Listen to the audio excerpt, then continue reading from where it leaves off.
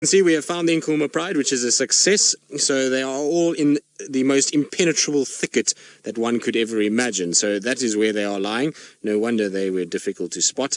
It's all the young ones are here as far as I can see. I haven't seen the little cub yet, and I've seen at least 2 adults that are here. So they look as though they are slowly starting to move down into the drainage line again, which is a bit of a pain because I don't know if I'm actually going to be able to get down there from this side.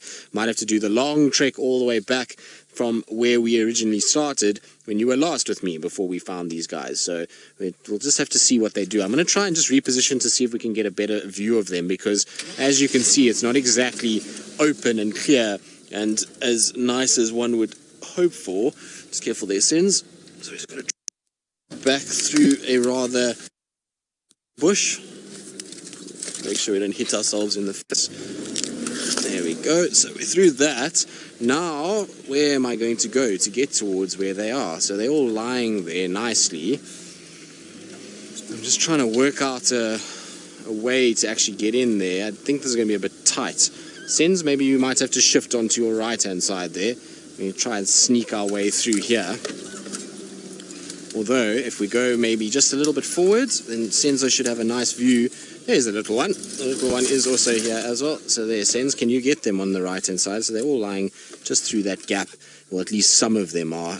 And they're kind of all looking down into the drainage. Like I say, one of the females got up and walked that way and sort of looked as though she was going to go down. But it seems as though the rest of them are still very stationary here. You can see a little one fast asleep, not really worried about what's going on at the moment, taking it very easy. And then some of its older siblings, who, can you believe, are almost, well, approaching 2 years old now. It's pretty incredible to think how big they've gotten, and it has been a long time since I've seen them, and these sub-adults are starting to look very big and very impressive. The thing is, though, is that they're all a little bit skinny. They do need a bit of food. The Nkuhuma Pride is typical for summer lions in the Sabi Sands. They are having a tough time of it, trying to find food, and we've been discussing drought and all of these things this morning, James and Steph, and that's part of the reason why the Nkuhumas are struggling a little bit, is because there's not a lot of buffalo around, and because of the number of mouths that need to be fed and how much food needs to be provided, they really are struggling to find that on a consistent basis. So they do find buffalo here and there, and they manage to bring those down, and between that, they supplementing their diets with impalas and kudu and zebras and wildebeest and those kind of things. But it's hard to come by out here. There's not really much happening in terms of big game animals that lions can hunt, and so the Nkuhumas are probably struggling a little bit to find the food that is necessary. Interestingly enough, though, they're in an area that they've kind of been around for the last 3 days. There's been very little sign of movement outside of this kind of section. They've been back and forth from here, and this is an area where they've denned before. So I wonder if maybe it's just a sort of safe zone, and they know that this is their go-to place should they really be in a kind of desperate situation and looking for food. It's just an interesting kind of take on things, because generally lions, and particularly the Nkuhuma Pride, travel quite big distances when they are hunting and looking for food. And so I'm surprised that they've been staying around this drainage line as much as they have. Maybe there's something going on. I hesitate to say it, but I don't know if there's any of the females that have been mating. Maybe there's a female that's scoping out possible den sites. Who knows? It's so long since I've seen the Nkuhuma Pride. I don't even know who's been mating with who, if there's females that are pregnant or not. It'll just be interesting to know whether or not that has taken place.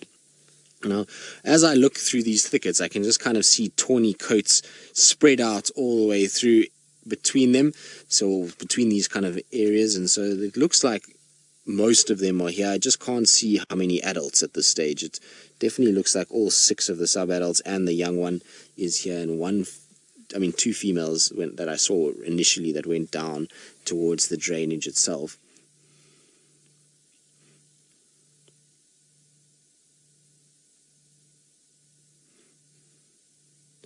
Tweety Kid, you're wondering if moisture from kills keeps lions going through droughts. Yes, they will acquire a lot of their moisture from the blood of an animal when feeding, so they don't necessarily have to go and drink water. As long as they're making kills and getting blood from them, then there's a moisture content within that blood and meat that they're able to survive off. But they ultimately do need water as well. It's not just going to be enough, particularly in big prides like this. If they're sharing small meals like an impala, there's not really going to be enough water in the excessive heat that we get in the summer, so they have to then find water.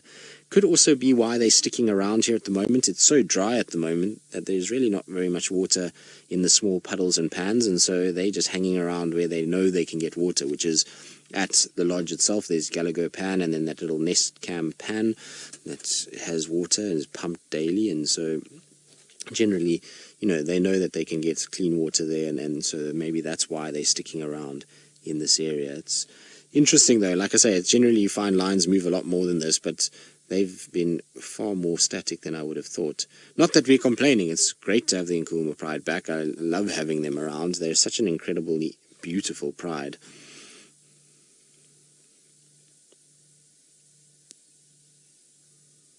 Jem, you're wondering if animals get scared of thunder the same way that some pets do. Well, so little cubs like that little one there, in the first few times they hear thunder and lightning, most definitely they're going to be fairly nervous and probably cower a little bit when there's a crack of lightning.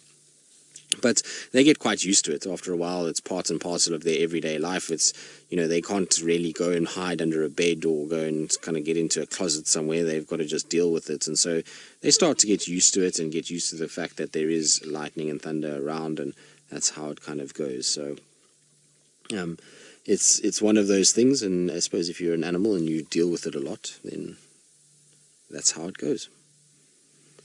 Hello, beautiful. You guys are getting very big. All of you. They're such a beautiful pride as well. I like the way that they look, their faces and everything all kind of look very good. So it's always a pleasure to be in sort of amongst the Nkuhuma Pride and just see them again after such a long period of time away, that it's always good just to catch up. Now that looks like one of the adult females.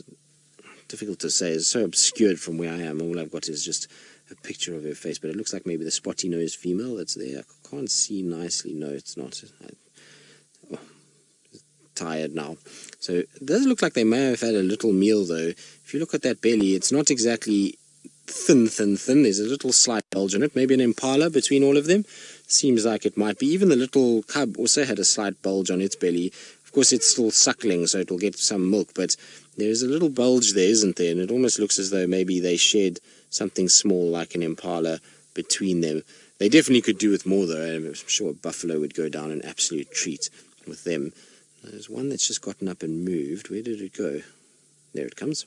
So it's going to lie down underneath the bush as well. I don't see the young male anywhere just yet.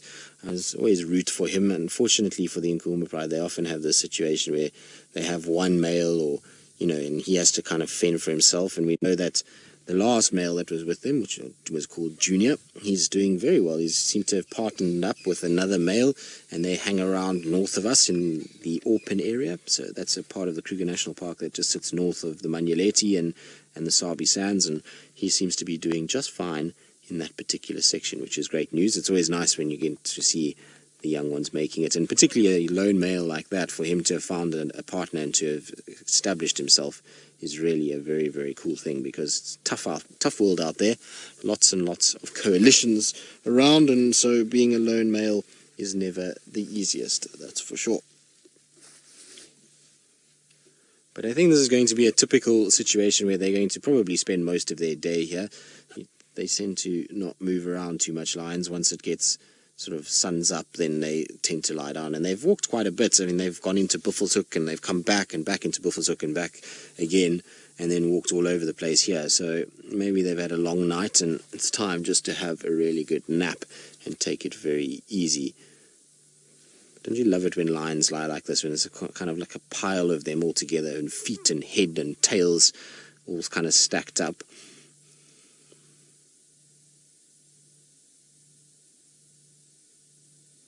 So, Michael, most definitely, if the demand for food is more than the supply, they will split. They will have a situation where they'll have to split, unfortunately. It's not because they want to, it's just that if they can't find enough food, then you're going to find that others are females that potentially don't have cubs. So let's say somebody like Amber Eyes, she might take the young female with her small cub, and they move off and they try and go find their own food. It happens a lot in much bigger prides than this. So if you go into parts of the Kruger, particularly into the... You are indeed, Taylor, and hopefully the Mara team are going to have a nice Sunday as well. Now, our bride is slowly but surely, one by one, just falling over. Heads are popping down, and it's really time for a nap. There's only one left that has got its head up. Everybody else is flopped down onto their sides, and so I think it's going to be time to have a good rest and a good sleep for the day, and I'm sure this afternoon they'll be up and moving again a little bit later.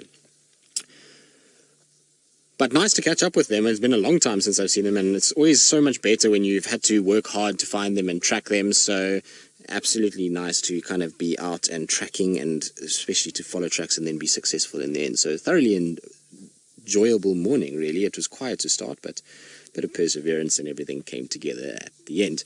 Now, remember, we are leading up towards our TV shows. So TV shows will be on from the 4th to the 8th of February at 10 p.m. Eastern Standard Time, so don't forget to tune into those. And it's also a great chance to play Safari Bingo, as James has mentioned, and various others as well, that you can play Safari Bingo. So remember, natgeo.com/Safari Live for rules and how to get involved with that, and win yourself a trip to maybe come and see some lions of your own in real life.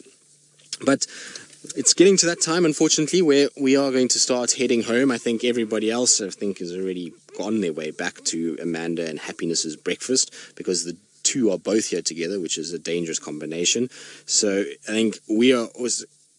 Scott has also made cookies, I believe. Scotty's been very busy this morning, so we'll have to go and see how Scotty's cookies are. We'll give you an update this afternoon as to how those went. But from all the team in the Mara, and from James, myself, and Steph on this side, it's been an absolute pleasure. We hope that we'll see you this afternoon on our Sunset Safari